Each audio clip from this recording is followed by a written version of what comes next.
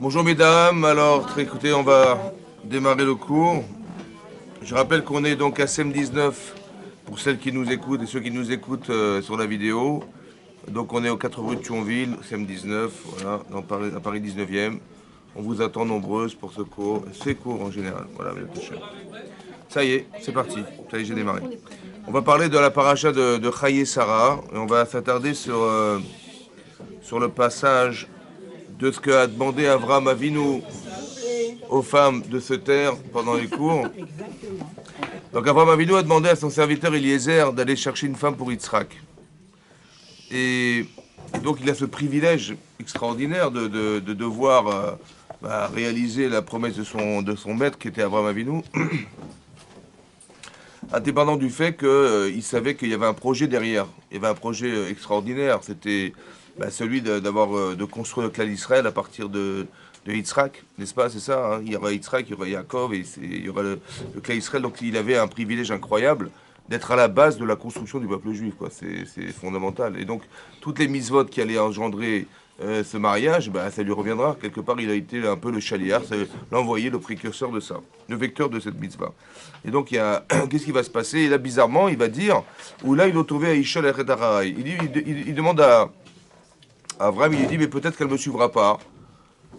C'est bizarre. C'est-à-dire, quelque part, on ne lui demande pas de savoir si elle va. Quelque part, on aurait imaginé, on va dire, quelqu'un qui a ce cavode, ouais, de pouvoir faire cette mission, il ne va pas se poser la question de savoir est-ce qu'il va y aller ou pas. Évidemment qu'il va y aller. Et lui, il se pose la question inverse. Il dit, mais peut-être qu'elle ne voudra pas me suivre. Et donc, envoie ton fils. Et sur ce, il va répondre, il dit, non, non, j'enverrai pas mon fils. Et donc, il va le faire jurer de devoir accomplir cette mitzvah, laquelle, c'est de surtout pas épouser une fille de Canaan, mais une fille qui se trouve dans son pays, là où il est né, à Haran, là-bas, à Ur-Kasdim, et c'est là-bas qu'il va trouver la femme d'Yitzhak, etc. Et donc c'est ce qui va se passer. Donc il va partir, il va prendre ses Asar Gemalim, il va prendre 10 chameaux, il va prendre des cadeaux, etc., qu'il va devoir offrir à cette femme, le jour où il la trouvera. Lorsque le téléphone, j'allais dire le téléphone, et lorsque il va arriver. Et donc, qu'est-ce qu'on serait attendu à avoir? Qu'est-ce que vous auriez imaginé? Avraham Avinu, il vous demande à vous d'aller chercher une femme pour Yitzhak. Qu'est-ce que vous faites? Il est très honoré, il m'a fait confiance, il m'a trouvé très très psychanalyste, voilà, je suis une expert en shidochim, et c'est ça que j'aurais fait. Moi, j'aurais fait ça. Et donc, qu'est-ce que j'aurais fait? J'aurais préparé des fiches, ouais, nom, prénom, la famille, les frères, les sœurs, qu'est-ce que vous faites dans la vie, etc. Et j'aurais distribué à toutes les filles de la famille d'Abraham. C'est ça que j'aurais fait, non? Non? C'est ce qu'il a fait? Non. Bizarre, hein? C'est pas ça qu'il a fait.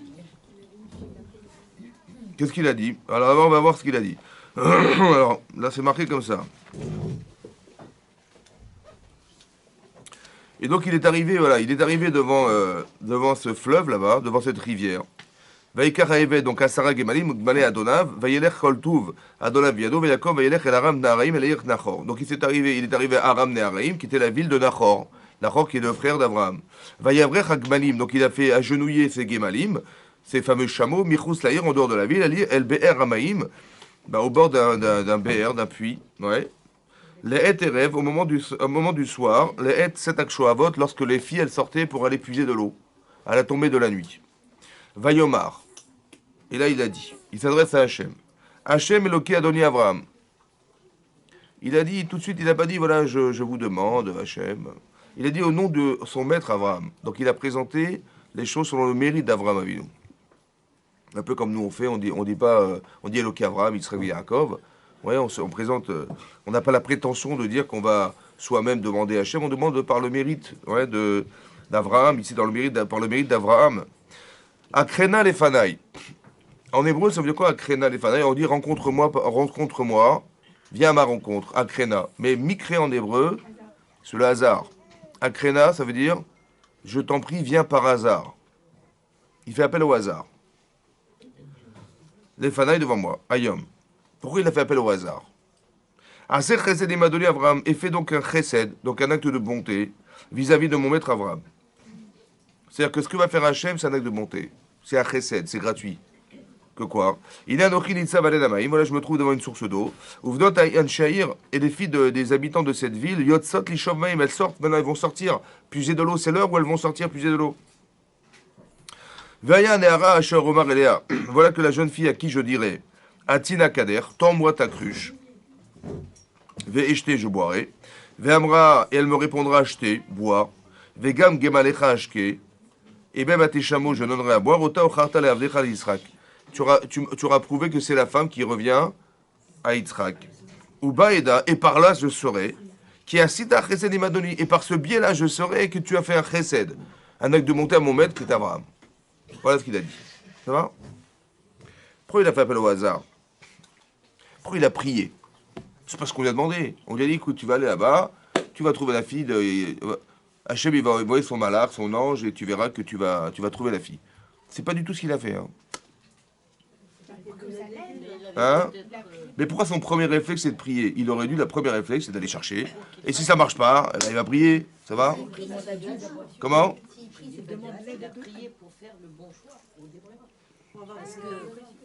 Est-ce qu'il a choisi? Non.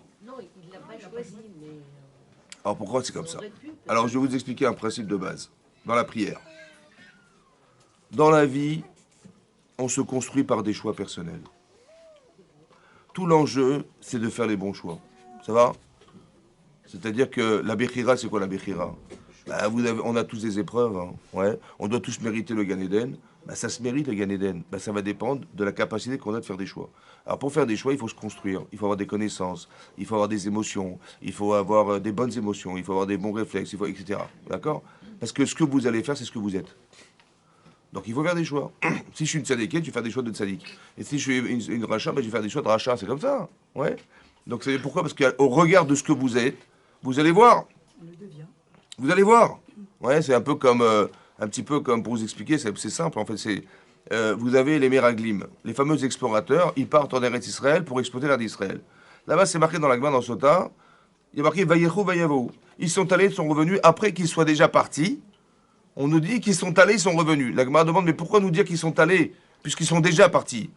Il fallait dire qu'ils sont revenus. La Gemara dit non, ils sont revenus comme ils sont partis. Ça veut dire quoi? Qu'ils avaient déjà l'intention au départ de dire du mal. Voilà, dire du mal. Pourquoi c'est comme ça? Pourquoi c'est comme ça?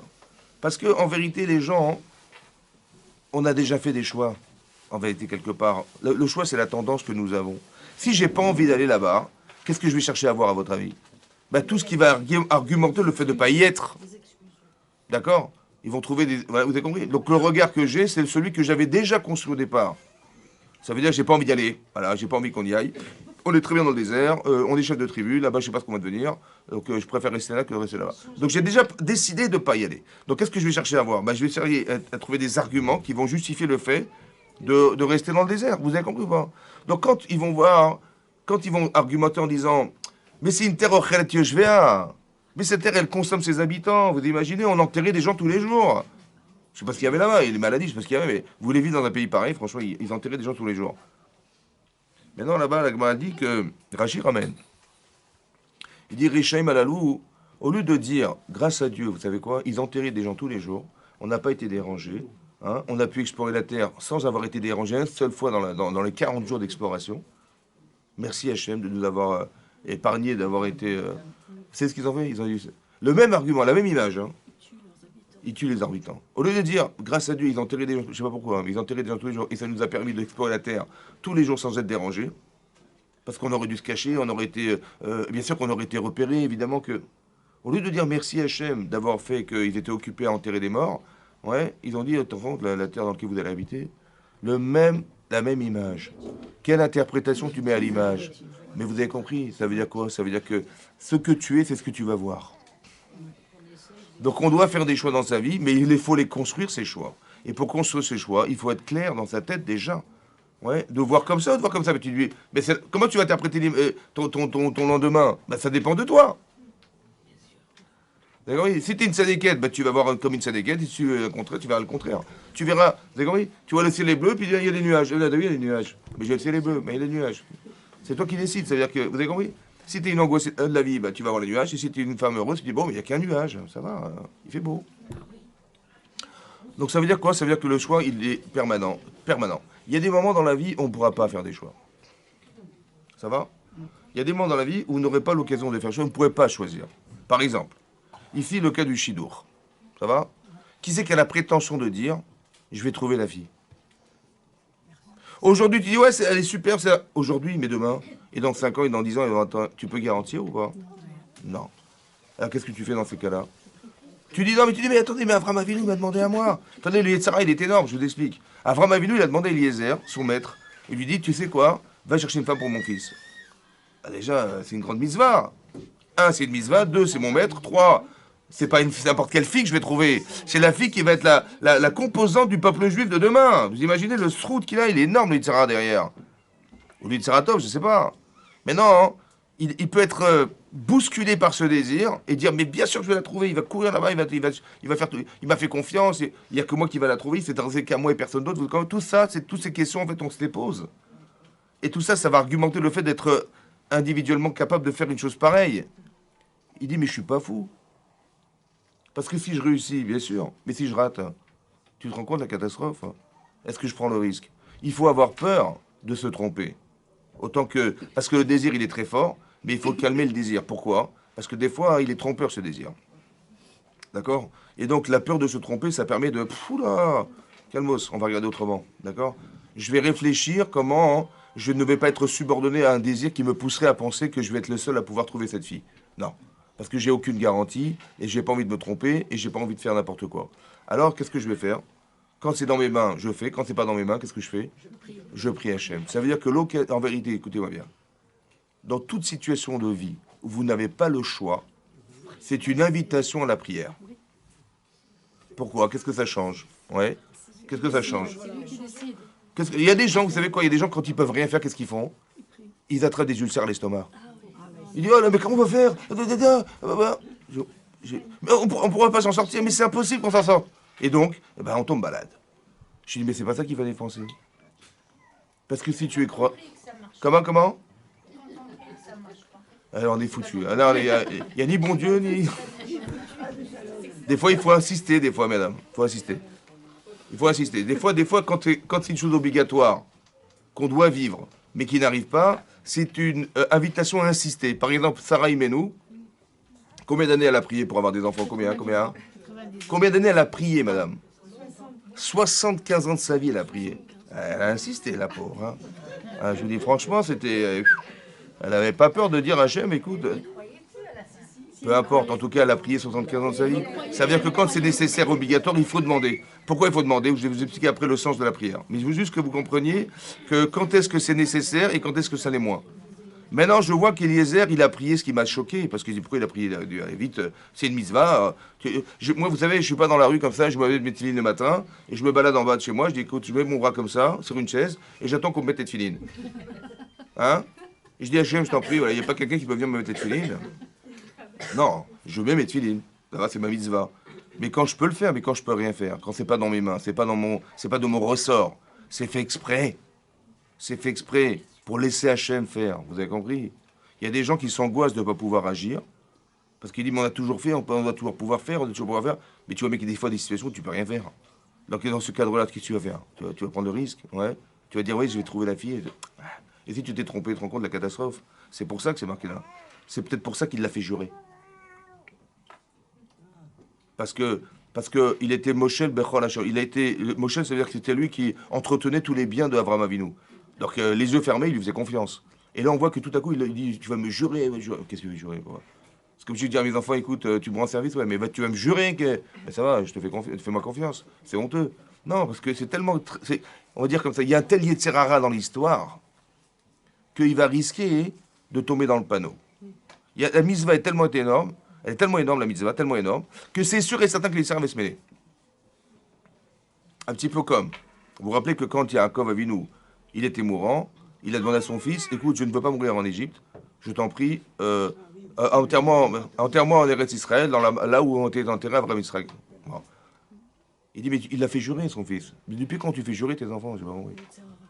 Ben, c'est parce que c'est tellement risqué. Vous avez compris que les Tsar, il va se mêler, évidemment. Parce que si Yaakov n'est pas enterré en Marat Marpella, c'est catastrophe. Donc le Tsar, qu'est-ce qu'il va faire? Ben, il va essayer de faire que Paro va refuser, l'autre il va se casser la jambe, je ne sais pas ce qu'il va, il va réussir à faire quelque chose. Les Tsar, c'est évidemment comme ça.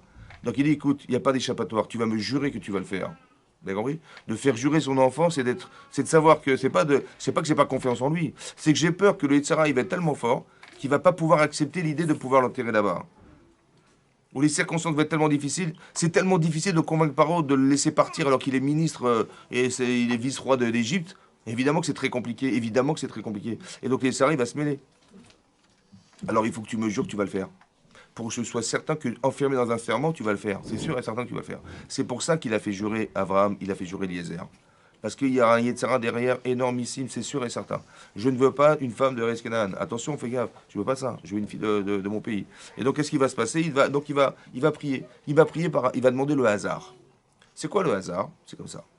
Je ne sais pas qui choisir. Maintenant, comment je vais savoir quelle est la fille?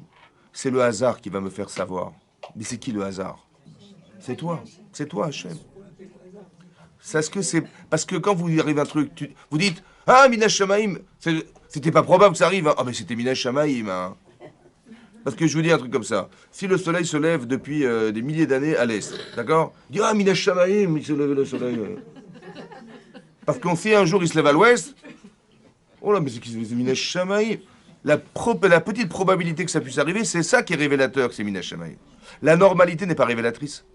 C'est l'anormalité qui est révélatrice. Comme par hasard, on va te téléphoner. Comme par hasard, il l'a rencontré là-bas dans tel endroit. Comme par hasard. L'anormalité des choses est révélatrice que c'est Minash Shamaim. La petite probabilité qu'arrive Minash Shamaim. Donc, qu'est-ce que fait Eliezer? Il dit voilà, je te demande une chose. Je ne sais pas qui est cette fille, mais je vais demander à une fille. Je lui demande à boire. Et elle me répond à toi et à tes chameaux. Ce sera la femme d'Israël. Maintenant, elle a une chance sur 1 million. Hein. Elle peut dire écoutez, je suis désolé, allez vous servir. Hein, je suis une jeune fille, une jeune femme, vous êtes un homme. Elle peut dire, bon, mais écoutez, avec plaisir, t'inquiète, s'en va. Ou vous cherchez votre chemin, je peux vous aider à porter vos valises. Elle peut dire n'importe quoi. Non, il faut qu'elle réponde à toi et à tes chameaux. Il avait combien de chameaux? Combien de chameaux il avait? Combien ça boit de litres un chameau? 100 litres. 100 litres. Parce que gamal en hébreu, c'est quoi gamal? Sevré en hébreu, sevré. On prépare la gamelle. Tous les jours, vous préparez la gamelle. Mais c'est ça. Gamal, c'est dire sevré. Mais pourquoi il est sevré? Parce que boire 100 litres d'eau, il n'a plus besoin de boire pendant une semaine, un chameau. Ça va? C'est ça, gamal. 100 litres d'eau. Et avec 100 litres d'eau, il est peinard. Il n'a plus besoin de boire après pendant une semaine. Donc, Donc, il avait 10 chameaux. Ça fait combien de litres?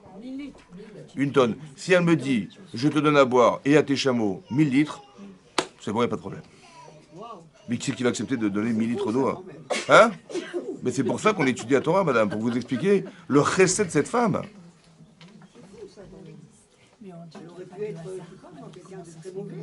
C'est ça qui n'est pas de hasard. Il y a du hasard, mais le hasard se traduit non pas comme le hasard, la normalité, mais ça. Mais non, juste vous expliquer comme ça. Il a demandé une chose incroyable, improbable. Si elle le fait, bah, c'est révélateur qu'il est de la famille d'Abraham. Hein, parce qu'il n'y a qu'une femme qui est recette qui va faire une chose pareille. Bah, évidemment, 1000 litres, il faut y aller. Hein. Il fallait apprendre. Il fallait combien de seaux elle a dû porter, combien de choses elle a. Combien de litres? 1000 litres, c'est énorme. Mais non, ça c'est le chesed. Donc il dit, je veux une femme de chesed. Mais je veux pas seulement une femme de chesed, je veux une femme intelligente. En quoi elle est intelligente cette femme? Comment elle est intelligente cette femme? Alors l'exemple il est le suivant. Voilà. Vous êtes dans la rue, et vous avez votre sac à main et vous avez une bouteille d'eau dans votre sac à main. Et il y a un type qui fait du jogging là autour du quai de la Loire là. Il court, il est en sueur le type. Hein. Et ça fait une demi-heure qu'il court, il est en sueur, il vous voit avec la bouteille d'eau. Ah super. Bonjour madame, écoutez, je suis en sueur, je suis assoiffé, vous n'avez pas une bouteille d'eau? Il dit ouais, ne dites pas non, je vois, il est dans votre sac. Bon. Et vous lui tendez la bouteille. Et donc il prend la bouteille, il commence à boire, il boit la moitié. Il vous la rend. Et il la ferme, il vous la rend. Qu'est-ce que vous faites avec la bouteille? Hein? Alors si vous la jetez, l'archouma, le type il dit attendez, j'ai pas la gale. Si vous la rendez, il dit non mais j'ai plus soif. Si vous la gardez, mais il dit elle est folle. Mais je suis peut-être malade, comment elle récupère la bouteille? Qu'est-ce que vous faites avec, madame? Si vous repartez avec, il va dire elle est folle. Si vous lui donnez, il dit je suis pas malade. Si j'ai plus soif. C'est très gênant. Hein. Qu'est-ce que vous faites alors? Vous avez compris que c'est pas simple ou pas? Vous savez ce qu'elle a répondu, madame? Elle a répondu, Rivka, je vais donner à tes chameaux jusqu'à ce qu'il ait fini de boire. Hachekilou lishtot. Bah, il avait 2 bosses sur la tête quand même. Non, je pas dit ça, écoutez-moi bien. Elle a dit, écoutez ce qu'elle a dit. Pour ne pas le vexer, elle a dit, pour pas faire croire que, soi-disant, je me mets dans les plantes pour me débarrasser de la flotte, il a dit non, il a dit, je vais donner à vos chameaux, jusqu'à ce qu'il ait fini de boire. Ça veut dire qu'elle a trouvé une solution, mais qui n'est pas de l'intelligence pure. C'est de l'intelligence qui vient d'une émotion. Une femme qui est chesed, elle trouve des solutions qu'une femme qui n'est pas chesed n'a pas forcément vocation à trouver. Mais le chesed, ça ouvre des portes. Vous avez compris? Une femme qui est volontaire, elle va trouver une solution, intellectuellement. Mais celle qui n'est pas forcément, elle va dire, je sais pas quoi faire, ben, qu'est-ce que je fais avec la bouteille, j'en sais rien. Elle a dit, mais oui, je vais donner les chameaux, évidemment. Vous avez compris ce qui va se passer? Jusqu'à ce qu'il ait terminé de boire. Ça veut dire qu'elle a exactement répondu comme il a dit. C'est bien Shamaïm ou pas? C'est là que je saurai que c'est elle. Vous avez compris? C'est qui l'a choisi? C'est Hachem.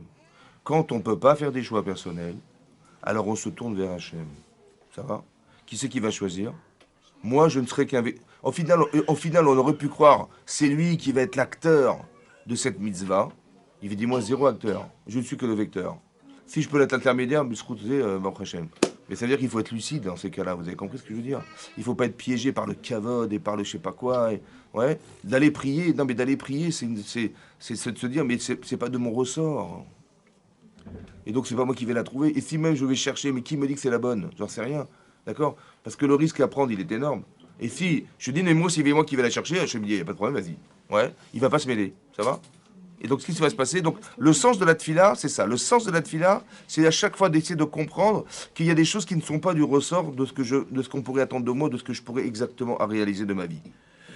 D'accord? Et c'est pour ça qu'on fait la tfila. Par exemple, vous allez comprendre, ce principe, il est fort, il est vrai, parce que quand on est sorti d'Égypte, vous vous rappelez, on est sorti d'Égypte, ouais, et au bout d'une semaine, on s'est retrouvé devant la mer Rouge. Bon. Et qu'est-ce qui se passe? On tourne la tête comme ça et on voit les Égyptiens arriver au galop, l'armée égyptienne arriver au galop.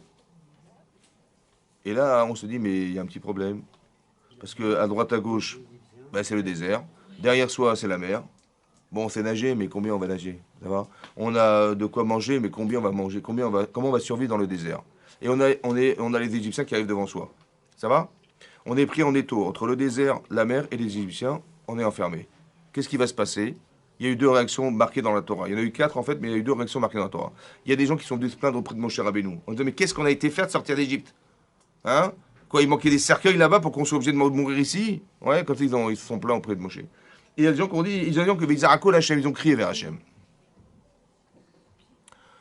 Ils ont crié vers Hachem et miraculeusement, la mer s'est ouverte. Ça va? Crier vers Hachem, pourquoi ils ont crié vers Hachem? Parce que, comment tu traduis cette situation? C'est le seul recours. Qu'est-ce que tu... Non, mais qu'est-ce que tu... On fait la guerre? On est on va rentrer dans l'eau? Ouais, tu veux te battre, tu peux pas. On n'est pas armé pour se battre, en disant armé. On avait des armes, mais on n'était pas armé mentalement pour se battre. On est des esclaves, on sort d'Égypte il y a une semaine. On n'est pas fait pour se battre. On n'est pas capable de pouvoir survivre dans le désert. On n'est pas capable de nager jusqu'où on va nager. Ça va? Et donc, c'est sûr que la solution physique, elle est quasiment nulle. Limité. Nulle. Mais quelle limite est nulle? Elle est nulle. Qu'est-ce que tu veux faire? On va tous mourir, c'est évidemment ça. Et donc, c'est ce qu'ils ont dit. On dit, on va mourir. C'est-à-dire qu'Hachem, il a fait tout ça, ça fait 1 an. Ouais. Il a fait les plaies d'Égypte, il a fait tant d'Égypte, pour qu'on meure une semaine plus tard dans le désert. C'est ça qu'il apprend. Ça, c'est ça. Mais dans la panique, on ne peut pas réfléchir. Mais c'est pas logique d'avoir pensé qu'on allait tous mourir dans le désert. Ça va? Ce qui va se passer, c'est qu'on a crié vers Hachem. La question, c'est, Hachem, il avait calculé ça ou pas? Pourquoi il a fait? Il y a des gens qui disent, ouais, pour nous angoisser. Maintenant, pour nous angoisser, il voulait nous tuer, il n'a rien à faire, Hachem. Pourquoi il nous a mis comme ça dans cette difficulté, à savoir qu'on ne peut rien faire? Qu'est-ce que tu veux faire? Tu veux te battre? C'est perdu d'avance. Tu veux rentrer dans l'eau? Perdu d'avance. Tu veux rentrer dans le désert? Tu veux échapper à quoi? Tu peux échapper à rien. Donc pourquoi Hachem il a fait ça? Pour le prix, pour qu'on se surpasse. Pour compris. Mais pourquoi en vérité, au fond du fond, écoutez-moi bien. Pourquoi au fond du fond il a fait ça? Alors écoutez-moi bien. Qu'est-ce que ça engendre le fait de crier? Et qu'est-ce qu'engendre le fait de voir la mer s'ouvrir? Chez vous, qu'est-ce que vous ressentez maintenant? Mais l'amour d'Hachem, non? Qu'est-ce que vous ressentez? Qu'est-ce que vous ressentez? Dites-moi ce que vous ressentez. L'admiration pour Akadosh Baruch Hu. Évidemment. C'est avant, quand vous êtes rentré dans le désert, vous êtes sorti d'Égypte, vous avez eu un sentiment. Vous avez pas? Est-ce qu'on a fait la shira quand on est sorti d'Égypte? Est-ce qu'on a chanté? Non, devant mais, la mer, mais on aurait dû chanter, on a dit ouais, on est libre, ça y est, on est libre, on n'a pas chanté. Par contre, là, quand la mer va s'ouvrir et qu'on va voir mettre à Sefatayam, etc., là, on va chanter. Pourquoi on a chanté à ce moment-là et pas au moment où on est sorti d'Égypte? Pourquoi on n'a pas chanté la joie, le bonheur d'avoir été libéré d'Égypte? Parce que quand tu sors d'Égypte, tu sais pas où tu vas. Ils sont en esclavage. Ils étaient encore sous l'émotion. Ben, quelqu'un, je sais pas, quelqu'un qui sort de prison, Hazou Shalom, il sort de prison, il va pas chanter, pourquoi?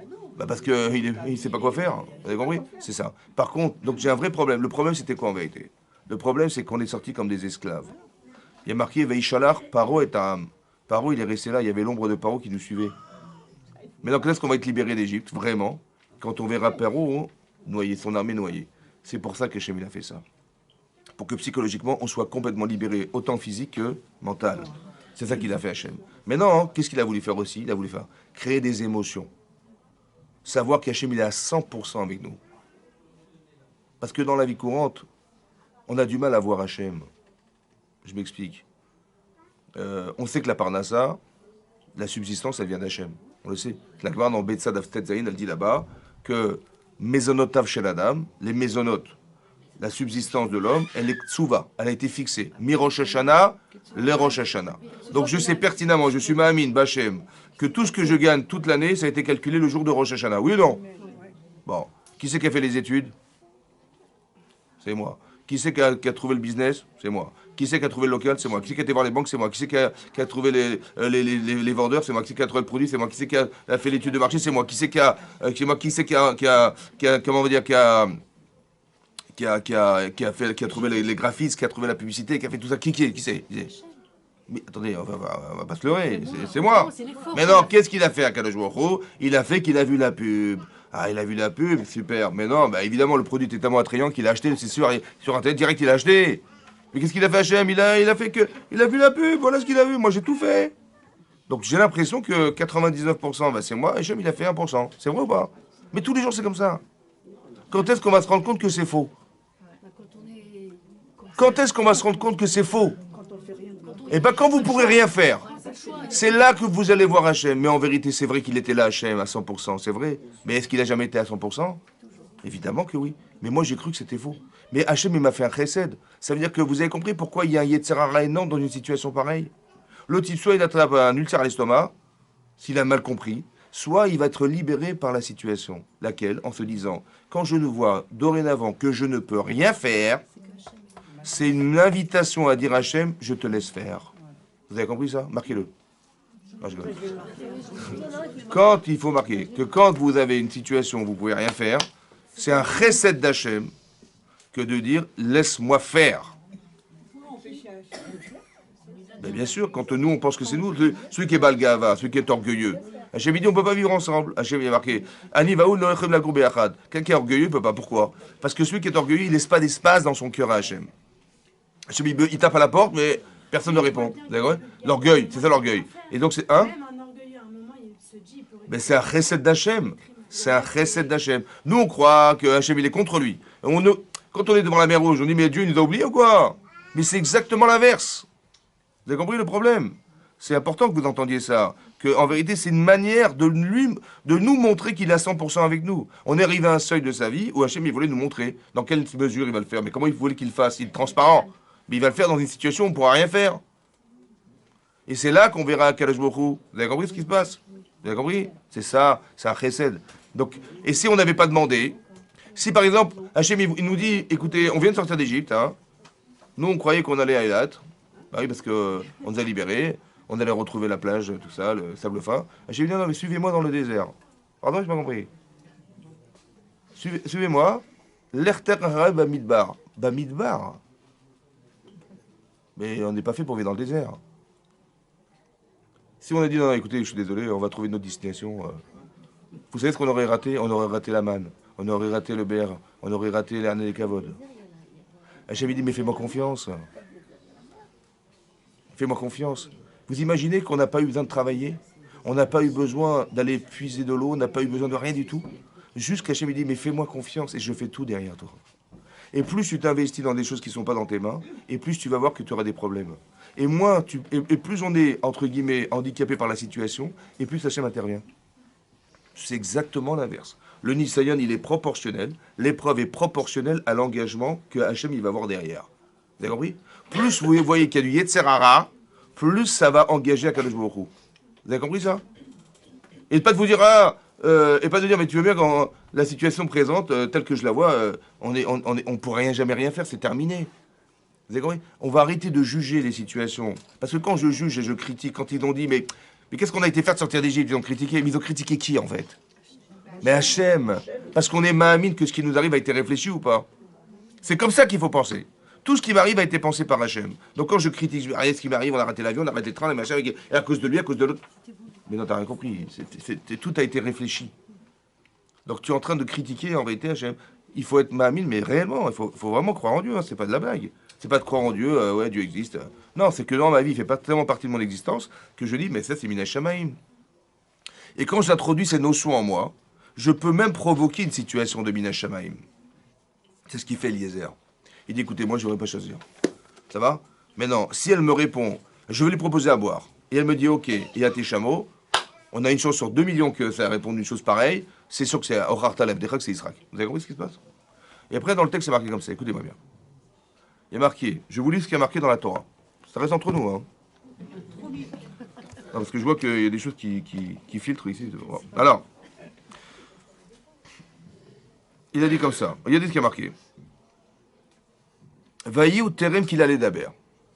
En hébreu, ça veut dire quoi terem qu'il allait d'Aber? Terem. Terem. Avant même qu'il ait fini de parler, ça veut dire qu'il n'a même pas fini sa prière.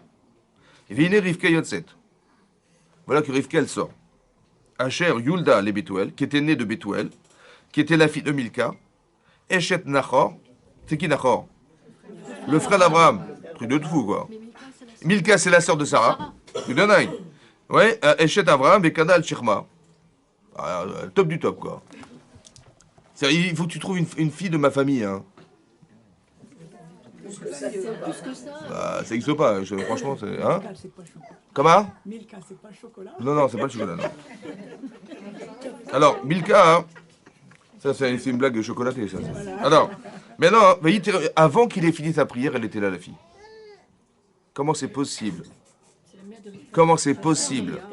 Comment, ici, il y a marqué quelque chose de très important, ça veut dire qu'on peut prier, mais que les choses, elles vont arriver dans 20 ans, dans 5 ans, dans 3 ans, dans 3 semaines, je sais pas. Et là, c'est tout de suite. Et là, instantanément. Même pas, elle a fini sa prière, la fille, elle était déjà là. Mais non, ce qui est marqué dans la Torah, c'est incroyable, ça veut dire que on a quelque part, on a trouvé un système qu'il faut comprendre, dans lequel Hachem, il va exaucer instantanément les prières. C'est ça qui est marqué ou pas? Avoir les mounas aussi. Hein. Alors, qu'est-ce qu'il faut faire? Faire avec le... Mais comment on arrive à ça, hein? Alors, on va essayer de vendre la réponse. Alors, on va en cher. Comme ça. On va dire comme ça. Je vais vous expliquer comment ça marche. Plus vous pensez que vous avez une chance, ça veut dire que Hachem, il va faire les choses à 50%, moi je suis 50%. Ou il va faire à 80%, moi je vais faire à 20%. Et ben, etc. J'ai fait exprès de vous expliquer que j'ai pas la prétention de croire que c'est moi. Parce que quand c'est possible, bien sûr que je vais le faire. Et c'est mon devoir de le faire. Je suis responsable de ma famille, je suis responsable de mon épouse, de mes enfants. C'est mon devoir d'éducation, c'est mon devoir d'entretenir ma famille. C'est normal, c'est ma mitzvah. Mais des fois, c'est pas dans mes mains. Ça va? Comme ici, par exemple. Ouais. Mais non, quand c'est pas dans mes mains, hein, j'ai pas la prétention. Et j'ai même peur de me tromper. Maintenant, plus j'ai pas la prétention, plus j'ai peur de me tromper, plus je vais demander à Hachem. Vous avez compris ce qui se passe? Ça veut dire qu'il faut se convaincre que je n'ai aucune chance de la trouver. Vous avez compris ce qui se passe? Et donc j'ai dit, il n'y a que toi qui peux la trouver. L'intensité des mounas dont vous parlez, c'est celle qui est proportionnelle à l'incapacité que j'ai de moi d'agir. Et donc je me livre complètement à Hachem, mais sincèrement. Pourquoi voudriez-vous que les choses, elles tardent à venir? Vous avez compris? En vérité, cette fille, elle existe quelque part ou pas? Donc elle est là-bas. Elle est là-bas à 3 km ou elle est là à 50 cm? Ça dépend de vous. D'accord? Plus vous pensez que c'est possible, que c'est vous, alors on dit, ok, pas de problème, chez Midi, ok, on fait 80-20. Vas-y, va la chercher. Ça va prendre 2 mois, ça va prendre 3 mois, ça va prendre je sais pas combien de temps. Mais dans ce cadre-là, plus vous vous soumettez en se disant, mais c'est logique. ce que je vous dis. C'est logique. C'est pas dans mes mains. J'ai pas arrivé. Et plus, mais moins c'est possible que ce soit moi, et plus c'est possible que c'est sûr que c'est lui. Et donc si c'est sûr que c'est lui, donc c'est lui qui intervient Hachem. Que l'image de cette femme, en vérité, elle est plus proche de moi. La distance, elle se raccourcit à la proportionnelle du doute que j'ai de pouvoir faire ou ne pas faire. Si vous doutez dans la vie, ça prend du temps. Si vous doutez de rien du tout, parce qu'il n'y a pas de doute, alors les situations, elles se rapprochent. Vous avez compris? Si j'ai peur, si j'ai des blocages, si j'ai des problèmes, si j'ai des machins, bah ça tarde parce que j'ai pas solutionné un blocage. Il y a des gens qui n'arrivent pas à se marier, par exemple, parce qu'ils ont eu des blocages parents divorcés, ou des blocages, je me suis pas capable, ou je suis pas responsable, ou j'ai pas envie d'avoir des enfants, etc., etc. Donc ça bloque. Bah ça bloque. Bah, il veut bien, il tape à la porte, il veut bien, mais il veut pas. Tu dis mais j'arrive pas, je trouve pas, et on présente n'importe qui là. Mais c'est normal. D'abord solutionne-toi d'abord. Vous avez compris ou pas? Et si tu es clair dans ta tête et tu es clair dans tes intentions, pourquoi tu voudrais que ça tarde? À peine il a terminé, avant même qu'il ait fini sa prière, elle était là, la fille. Vous avez compris ce que ça veut dire? Ça veut dire que le temps, c'est-à-dire que l'espace-temps qui va séparer l'événement de ce que j'espère attendre, n'est dépendant que de soi. Vous avez compris ce que je veux dire? Hachem, il peut instantanément donner. Il rêve que de ça, en fait. Il reste que de donner. Hachem, c'est un donneur. Le monde est fait de dons. L'orlam, il est fait de chesed. Donc pourquoi voudriez-vous qu'il tarde à donner? D'accord? Donc si ça tarde, c'est que forcément, c'est qu'on n'est pas prédisposé à en recevoir. Ou bien c'est pas le moment où Hachem il estime que ça serait dommage. Vous avez compris? On va lui présenter la fille, c'est son zivou, il va la rater parce que monsieur il est bloqué. Alors on va pas lui présenter, parce qu'après de le représenter, il va refuser évidemment. Il a dit ouais c'est déjà un échec, je ne veux pas recommencer. Donc Hachem il va pas donner. Vous avez compris ce que je veux dire? C'est ça que ça veut dire. Ça veut dire qu'il faut se rassurer, il faut se connaître, il faut savoir quelles sont mes capacités d'engagement et pas d'engagement. C'est un travail personnel qu'il faut faire. Ce travail-là, on doit le faire. C'est obligatoire de se connaître, de savoir où est-ce que je peux, où est-ce que je peux pas. Est-ce que mon désir, il est organisé parce que je pense que je suis capable et c'est ma mitzvah, ou bien on me trompe en fait au fond de moi-même. Ouais, que ce désir en fait, il est tronqué par un Yitzhara qui voudrait me faire croire que c'est toi l'homme de la situation. Oui ou non? Je sais pas alors. Laissez-moi réfléchir. Laissez-moi réfléchir à ce désir. Et si je vois que c'est légitime, je fonce. Si je vois que c'est stupide, parce que je me suis, le kavod, il est énorme ici. Hein. Abraham Avinu, c'est pas n'importe qui. Hein. Et c'est son maître. Et il lui fait confiance. Et il va trouver la femme de son maître. Ah, c'est énorme ce qui se passe ici. Vous comprenez ou pas? Il y a un kavod énorme ici qui pourrait entamer dans la capacité à croire que je vais pas me passer d'Hachem. Je vais me passer d'Hachem. C'est ça. Le kavod, il est énorme. Et ça, il faut être capable de le contrôler, ça. C'est ça le contrôle. Ça veut dire de dire, attends, je reste lucide. Ça veut dire que j'ai très envie et j'ai peur d'être soudoyé par ce désir. Et que ma pensée, elle va articuler, elle va être tellement absorbée par ce désir que je vais le faire moi-même et je vais faire tout ce qu'il faut faire et je vais être emballé par la mitzvah, etc. En fait, je me suis trompé. C'est pas ça qu'il fallait faire. Parce que les conséquences, elles peuvent être dramatiques. C'est dommage que tu aies pensé que c'était toi l'initiateur de tout ça. C'est faux. Alors vous savez ce que je vais faire? Que je n'ai pas la prétention de trouver. Alors je vais laisser Hachem. Qu'est-ce que je fais? Je lui dis, écoute, le hasard. Akrena lefanaï. Je vais demander qu'elle donne à boire à Michamo. Si elle me dit exactement cette phrase-là, c'est sûr que c'est elle. Vous avez compris? Donc je pars avec ce principe, que je laisse toute ma confiance en Hachem. Et là, à peine il a fini de prier, elle était là, la fille. Vous avez compris? Il y a marqué Oulaï Lotové Aïcha. On a posé la question au départ de savoir, mais qu'est-ce qui lui prend Eliezer de dire, mais peut-être qu'elle ne voudra pas me suivre? Qu'est-ce qui l'empêche? Pourquoi il a tout à coup un blocage de se dire, non, je n'ai pas envie d'y aller? Parce qu'il a une fille. Alors Rachid dit parce qu'il avait une fille à marier. Ça va? En fait, le parti pris, c'est quoi? J'ai pas envie d'y aller. J'ai pas envie d'être dans la souffrance, d'avoir été choisir une autre femme que ma fille, alors que j'ai envie de présenter ma fille à Yitzhak. Donc je dis peut-être qu'elle voudra pas. Ça va? Ça veut dire que déjà, vous avez compris que quand les gens, on leur propose quelque chose et ils refusent, il y a quelque chose qui, derrière tout ça, il y a quelque chose qui empêche. Juste que savoir déterminer exactement ce qui empêche. Ici, le Rachid nous dit, ce qui bloque, en fait, c'est qu'il avait sa fille. Il voulait marier sa fille à Yitzhak. Il voulait en fait s'attacher à la famille d'Abraham. Parce que Eliezer et d'Abraham, il descendait de qui? Il descendait de qui? Vous savez de qui il était le... Non? Vous savez pas? De Ham. Maintenant, Ham, c'était le fils de... Non, franchement, c'est... Et Ham était le fils de Noah. Maintenant, il a été maudit par son père. Pourquoi il a été maudit par son père? Parce qu'il a vu, il n'a pas fait qu'avant. Il n'a pas fait qu'avant. La nudité de son père. Arour, alors là-bas c'est marqué, je ne sais pas si vous avez lu Rashi, mais bon, mettez vos ceintures quand même. On ne sait jamais, c'est choquant. La Gemara en Sanhedrin, elle dit qu'il a vu la nudité de son père. Il y a deux choses. Soit il a castré son père, soit il a violé son père. La Histerovitch. Mettez vos ceintures, mais franchement, si vous voulez vomir, il y a des sacs en plastique dans le.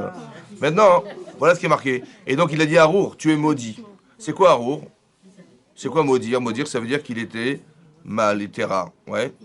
Pourquoi? Parce que quelque part, comment il s'appelle?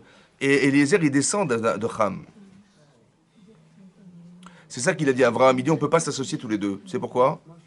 Parce que voilà, je suis béni, tu es maudit. Comment on ose dire une chose pareille à son serviteur, qui était en fait comment dire, le vecteur le plus proche d'Abraham Avinu, qui allait enseigner la Torah au monde. Hein, c'était ça, Eliezer, c'était pas n'importe qui. Hein. Il dit mais je suis désolé, tu es Arour et je suis Barour. Tu es Arour et je suis Barour. Tu es maudit, je suis béni. Ça veut dire quoi? Ça veut dire que ton premier réflexe, c'est de prendre. Moi, le mien, c'est de donner. C'est ça, Arour. Arour, c'est l'égoïsme profond qui était celui de Ham. Arour, maudit, ça veut dire que cet égoïsme profond, ouais. C'est quoi l'égoïsme profond? Comment ça se traduit? C'est comme ça. Là-bas, la Gemara dans Sanhedrin, elle dit, ils étaient trois frères. D'accord? Quand ils sont sortis de l'Arche de Noé, ils étaient trois frères. Donc ça veut dire que le monde, on était divisé en trois. Mais Ham, il a fait un calcul comme ça.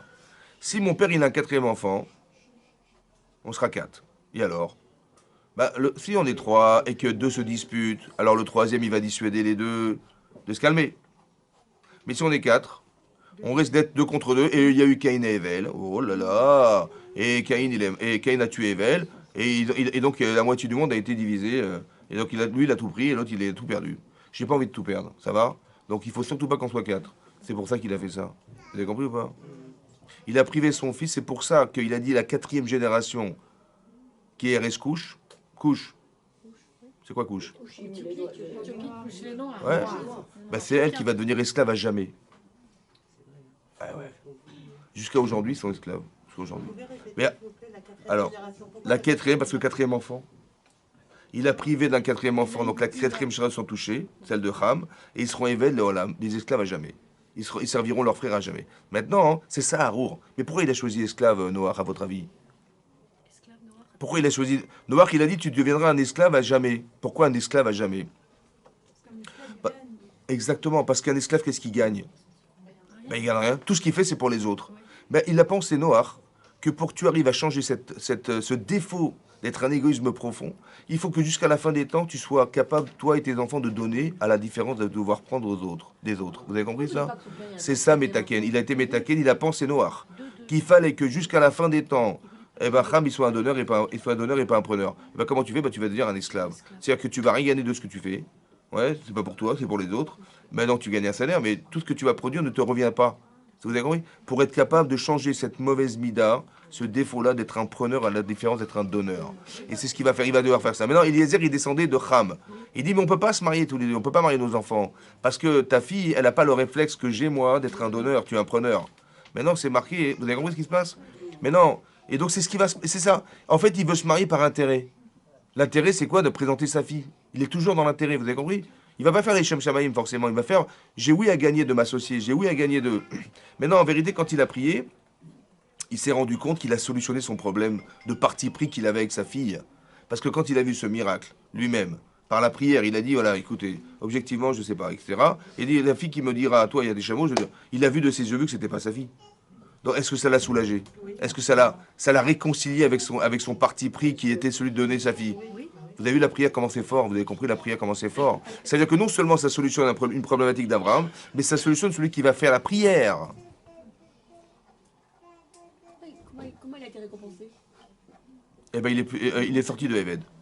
Là-bas, le Midrash Rabbah dit que Eliezer, il est devenu Eved Abraham, donc il a pris le chesed d'Abraham, il est sorti de la malédiction de Noach. Comment il a marié sa fille après? Il est marié vers 14h30, je sais plus. Je sais pas. Mais ce que je veux dire par là, c'est que lui-même, il est sorti de là parce que il a vu de ses yeux vus la Hashgacha d'Hachem. Il a vu le chesed d'Abraham, il a vu que le chesed, ça pouvait permettre quelque chose qui n'avait rien à voir avec le fait de pouvoir prendre à soi, la couverture à soi. Et ça c'est de l'éducation, en fait. Soit ça s'éduque, soit ça se ressent, ça se cristallise dans des événements qu'il a lui-même construits. Vous avez compris? On est construit par les événements qu'on va vivre. Donc c'est ce qui se passe, c'est exactement ça. Vous avez compris. Tout ce que vous traversez dans votre vie, en vérité, les émotions que vous traversez, elles vous permettent de vous construire. Ça veut dire d'avoir des repères, d'avoir des. Vous avez demandé des choses, ça s'est réalisé. Vous avez la Emouna, vous avez compris, c'est exactement ça. Le Rav Dessler, il ramène, il dit quand on a des soucis, on va avoir des tzadikim. Vous avez vu? Par exemple, bizarrement, Avimelech, il n'a pas d'enfant. Qui c'est qui a prié pour lui? Abraham. Et parce qu'Abraham il a prié, alors il a été, il a été exaucé, Avimelech, il a eu des enfants. Et même mieux que ça, Abraham il a prié pour lui avant même de prier pour soi. Et la Gemara dit que celui qui prie pour les autres alors qu'il a le même besoin, alors on lui répond d'abord à lui. Et c'est pour ça comment elle s'appelle? Sarah, elle a eu des enfants grâce à la prière de son mari. Mais comment ça marche qu'Abraham il va prier pour quelqu'un d'autre et Hachem dit, ah ouais, bien sûr, avec plaisir, il va donner des enfants. Mais s'il ne méritait pas d'en avoir, pourquoi la prière d'Abraham, elle va tout à coup faire qu'il va avoir des enfants, Avimelech? C'est quoi, c'est piston? Comment ça marche? Mais comment ça... attendez, est-ce qu'Avimelech, il méritait d'en avoir? Ben non, sinon Hachem lui aurait donné des enfants. Et parce qu'Abraham a prié, alors tout à coup, monsieur, il... Non, parce qu'il a remis sa confiance en Hachem et qu'il n'y a que lui qui peut faire. Mais pourquoi? C'est ça qu'il faut voir. Comment ça s'explique que le tzaddik qui va prier et madame, elle va être exaucée? Mais comment ça marche? Alors écoutez bien. Quand vous allez voir un tzaddik, il y a des situations dans la vie, on voit qu'on n'a pas de solution, on va voir des tzaddikim. On demande au tzaddik de prier. Alors le Rav Dessler, il explique comme ça. Comme ça, il explique comment la bracha de Yitzhak Avinu, elle est retombée sur Yaakov Avinu. Je m'explique. Yaakov, il vient, il se fait prendre pour son frère. Donc il se déguise. Bon. Donc il fait croire à son père qu'il est Esav. Son père est aveugle, il voit rien.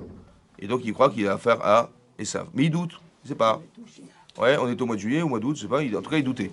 Mais non, il ne sait pas qu'il a affaire. Il dit, attends, j'entends la voix de Yaakov et les mains d'Esav, il y a un problème. Et bon, il est convaincu finalement qu'il s'agit de Esav. Mais non, Yaakov, qu'est-ce qu'il espère? Il va se déguiser en Esav. Si son père, il se rend compte de la supercherie, qu'est-ce qu'il va faire à Yitzhak? Il va maudire son fils. Très bien. Et s'il se rend compte de rien, il va bénir qui? Bah, Esav. Donc il va bénir Yaakov. Donc ça sert à quoi à quoi ça sert ce déguisement? À quoi il sert le déguisement? Il sert à rien. En vérité, écoutez-moi bien. Hachem, il a besoin de passer sa bracha par le tzaddik. Ça va?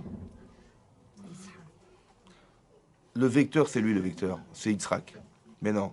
Yitzhak, il ne pourra jamais faire plus que ce qu'Hachem a décidé.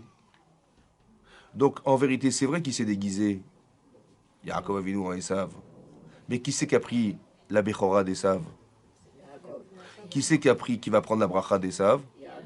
Donc, quand Yitzhak va bénir Esav, il va bénir le vrai ou le faux? Le vrai, c'est celui qui s'est déguisé. Vous avez compris ou pas? Donc, c'est pas grave, vous savez, on n'est pas obligé de... Là, j'ai compris. C'est comme ça. Même en substituant, il a pris le rôle en vérité. Pourquoi il s'est déguisé? Parce qu'il a joué le rôle. Et c'est lui en vérité, Esav. Le vrai Esav, c'est qui le vrai? Il devait y avoir un Esav. Le vrai Esav, c'est qui? Ben, le vrai Esav, c'est pas Esav. C'est Yaakov qui a pris à charge d'être Esav, le vrai. Il a dit, moi, je vais prendre le rôle d'Esav. Il avait un rôle au départ. Il est né par miracle. Sa maman était stérile. Donc, il est né par miracle, Esav. Mais il ne peut pas être un rachat par miracle. Donc, c'est forcément qu'il avait un rôle essentiel dans la Torah, qu'il a refusé. Et qui est-ce qui a pris à charge d'être cet homme? Yaakov. Donc, il a pris le rôle d'Esav. C'est ça que j'expliquais. Et donc, il a pris la Bechora, autant qu'il va prendre la bracha. Mais non, Yaakov, qu'est-ce qu'il va faire? Yaakov, il va récupérer la bracha de son frère, mais qui passe par son père. Mais non, comment ça marche? Alors que son père, il était sûr de bénir son fils, Esav, alors qu'il a béni. Parce que Hachem, il a besoin d'Yitzhak. Maintenant, la bracha, elle va revenir à celui qui est... C'est Hachem qui donne, qui bénit en vérité. Maintenant, écoutez-moi bien. Quand vous allez voir des tzadikim, en vérité, on ne mérite pas d'avoir ce qu'on demande. Seulement, qu'est-ce que je fais? Regardez ce qu'il explique le Rav Dessler. Il dit comme ça. Le tzadik, c'est un tzadik potentiel. C'est un tabit racham, c'est quelqu'un qui est très proche qui adore le clan d'Israël, etc. Mais c'est une potentialité qui va devenir réelle parce que vous allez lui exposer votre problème. Le tzaddik, il prend en charge. Il dit, oh là là, ici c'était moi, comment j'aurais fait? Non, il prend en charge. Mais non, en prenant en charge la problématique de la personne qui vient le voir, il devient quelqu'un d'autre. Et Hachem, il est intéressé pour deux raisons à exaucer la prière du tzaddik. Un, pour lui montrer qu'il est tzaddik. Et donc Hachem, il va lui agréer cette prière. Et deuxièmement, que parce que la personne qui a demandé au tzaddik de prier a permis au tzaddik de devenir ce qu'il est en plus de ce qu'il était, alors ce mérite lui revient, alors on va exaucer sa prière. Vous avez compris ou pas? Donc c'est Avimelech, il a permis à Abraham Avinu de devenir un autre homme, celui qui a prié pour les autres. Et Hachem, il est intéressé à répondre à Abraham parce qu'il va dire Chazak ou Baruch, je t'ai avec moi, je te prouve, rien, Avimelech, il aura des enfants. Et à part ça, grâce à Avimelech, Abraham, il est devenu cet homme. Oui ou non? Donc ils ont gagné tous les deux. Vous avez compris? C'est ça, c'est pour ça qu'on va avoir des tzadikim. Parce qu'on permet à des tzadikim de ne pas rester dans la potentialité d'être un tzadik, mais de devenir tzadik. Comment tu fais? Ben voilà, vous avez compris? En priant pour soi. En priant pour vous, exactement. C'est ça que vous organisez quand vous allez voir des tzadikim. C'est pareil. Vous faites grandir le tzadik en fait. Vous avez compris? C'est ça qui se passe. Et ce mérite vous revient, alors Hachem, il agrée votre prière. Et lui, ça l'intéresse aussi d'agréer la prière du tzadik, parce que comme ça, il va montrer à Hachem, va montrer à ce tzadik qu'il est avec lui. Vous avez compris ce qui se passe? Vous avez compris? C'est pour ça que Hachem, il va exaucer la prière, d'Abraham, et il va prier, il va exaucer la prière d'Eliezer. C'est de Yitzhak. C'est pour ça aussi qu'il y a marqué là-bas, vous savez, il y a marqué dans Rashi, la Torah nous dit, il a dit, écoute, Hachem, il va envoyer son ange. Il y a marqué, Ishalach malacho lefanecha. C'est quoi le malach? C'est quoi? Il va envoyer. Abraham, il a dit à Eliezer, écoute, Hachem, il enverra un ange, son ange, et il va te sauver. Là-bas, le Midrash Rabbah explique c'est quoi cet ange. Écoutez bien. Bethuel était le roi de Aram. Bethuel, c'était le roi de Aram. Et donc, forcément, Rivka, c'était la princesse de Aram. Il y a marqué dans le Midrash qu'elle n'avait jamais levé le petit doigt, mademoiselle. Ouais, elle avait des serviteurs, des domestiques, etc. Et tout à coup, elle dit, tiens, j'ai envie d'aller puiser de l'eau à la rivière. Parce qu'elle n'a jamais fait de sa vie. Hein. Mais d'où ça lui est venu l'idée? C'est le malach. Des fois, il vous arrive des trucs, vous dites, tiens, j'ai envie d'aller là-bas. Et vous savez pas d'où ça vient. En vérité, c'est un srout. C'est le malach d'Abraham, le srout d'Abraham qui fait que elle va se retrouver en vérité à la rivière, là où elle n'aurait jamais imaginé aller. Et c'est là-bas qu'elle va rencontrer Eliezer. Ça veut dire que les rencontres, elles se font comme ça. Vous avez compris? Le hasard. Mais quel hasard? En vérité, le srout. Il dit, mais écoute, malacho. Son malach, il va envoyer un malach. Il faut que tu vas la trouver. Mais non, la prière d'Abraham, le srout d'Abraham, tout ce que vous voulez, tous les mérites que vous avez, en fait, ça crée des anges. Et ces anges, ils vont articuler quelque chose parce que c'est votre mérite. Et ça va déclencher chez la personne que vous désirez ou que vous voulez, ça va déclencher un système. Un système de quoi? Que cette fille, par exemple, là, ici, elle va avoir envie d'aller à un truc qui est incohérent pour elle, parce qu'elle n'a jamais été puisée de l'eau de sa vie. Hein. Elle dit, tiens, j'ai envie d'aller puiser de l'eau à la rivière. Et elle va se retrouver à la rivière. Le jour où Eliezer se trouve là-bas. Mais c'est ça qu'Hachem, il fait, vous avez compris? C'est ça le malach. Il dit, mais je croyais que c'est moi qui avais envie d'aller à la rivière, mais c'est pas toi qui as eu envie. C'est l'ange qu'on t'a envoyé qui t'a donné envie d'y aller. Ça va? Et ça, c'est le mérite de la personne. Vous avez compris ça? Le malach, il est créé par la prière d'Abraham. Par la prière, la volonté d'Abraham, le tzrout d'Abraham, le mérite d'Abraham. Vous faites des mitzvot, Hachem, il est OK. Vous avez fait des mitzvot. Ouais, on dit qu'on crée des anges qu'on fait des mitzvot. Mais ce tzrout-là, c'est, ça nous libère de l'accusation du Satan, autant que ça nous aide dans la vie. Ça nous aide. Vous faites des mitzvot, ne croyez pas que c'est neutre. Ça va vous aider dans la vie. Ça veut dire que ça va ouvrir des portes, ça va libérer des espaces, ça va faire des choses qui vont être dans votre faveur. Ici, c'est pareil. Il dit de toute façon, il va envoyer son ange. Ne t'inquiète pas. Ça veut dire quoi? Là-bas, le Midrash explique que l'idée qu'elle a eue d'être retrouvée dans la rivière, il vient du malach, de cette fameuse ange qu'Abraham il a mentionné à Eliezer. C'est extraordinaire. Et ça donne envie de faire des mitzvot, ça donne envie d'être une tzadékette pour ça. Parce que ça motive les gens de savoir que voilà, le produit ce que vous faites n'est pas seulement enfermé dans une case qui est Olam Haba, mais déjà dans ce monde-ci, déjà vous avez le mérite et le privilège d'avoir cet ange qui vous suit en permanence. Oui.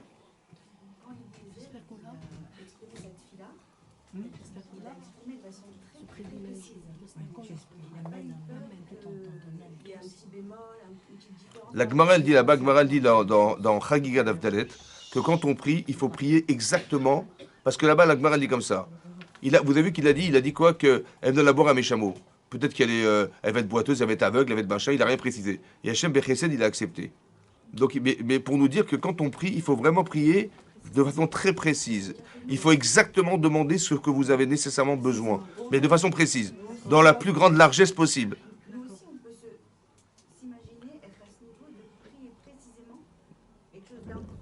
À votre niveau, madame. à votre niveau. On n'est pas des anges, on n'est pas des Eliezer, on n'est pas des Abraham. Ce qu'on apprend dans la Torah, c'est des mécanismes. Moi, ce que je fais dans les cours, c'est vous expliquer des mécanismes. Après, à notre niveau, évidemment, on n'est pas des Abraham Avinu. Quand il faut faire du chesed, je ne serai jamais capable de faire la Brit Mila et d'aller chercher des gens. Mais je sais que, voilà, c'est ça qui maintient le monde. Voilà, je sais. À mon niveau, alors chacun à son niveau. Donc, quand vous allez prier, vous allez essayer d'être le plus précis possible, à votre niveau, de façon à ce que Hachem, il agrée votre prière. Chazak ou Baruch, mesdames, Chazak.